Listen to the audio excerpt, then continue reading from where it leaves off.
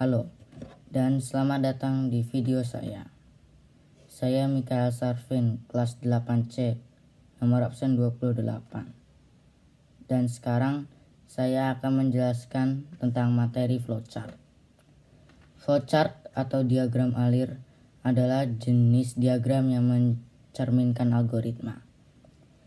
Flowchart menunjukkan langkah-langkah dan bentuk-bentuk simbol grafik yang urutannya dihubungkan dengan panah. Flowchart ini biasanya digunakan untuk merancang suatu proses atau program di berbagai bidang.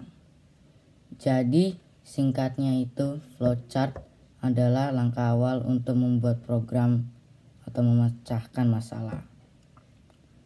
Lalu bagian kedua dari flowchart, jenis-jenis flowchart. Yang pertama ada jenis flowchart dokumen.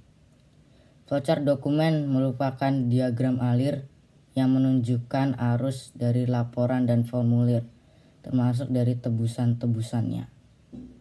Yang kedua, flowchart sistem.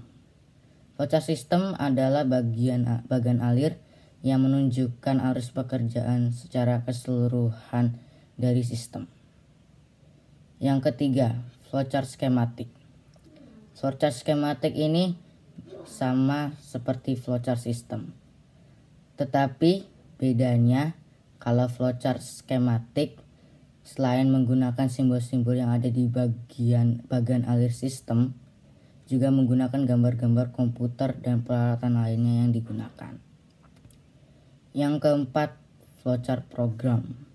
Flowchart program adalah diagram alir yang menjelaskan secara rinci langkah-langkah dan proses program. Yang kelima, flowchart proses.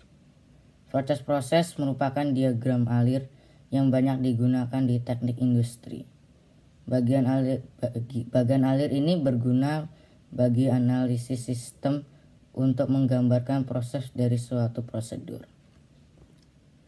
Lalu kita masuk ke bagian penting dari flowchart, yaitu simbol-simbol flowchart. Di sini ada 4 simbol flowchart yang sering digunakan. Yang pertama, terminator. Berbentuk seperti persegi panjang dengan ujung tumpul atau lonjong. Fungsi terminator ini berfungsi sebagai awalan dan akhiran dari suatu flowchart. Yang kedua, proses. Berbentuk persegi panjang. Proses menunjukkan suatu proses yang dijalankan suatu program untuk menuju ke langkah selanjutnya. Yang ketiga, decision. Berbentuk bergerak ketupat. Simbol decision ini digunakan untuk mengambil keputusan terhadap suatu kondisi. Nomor 4, input-output data. Input-output data berbentuk jajar genjang.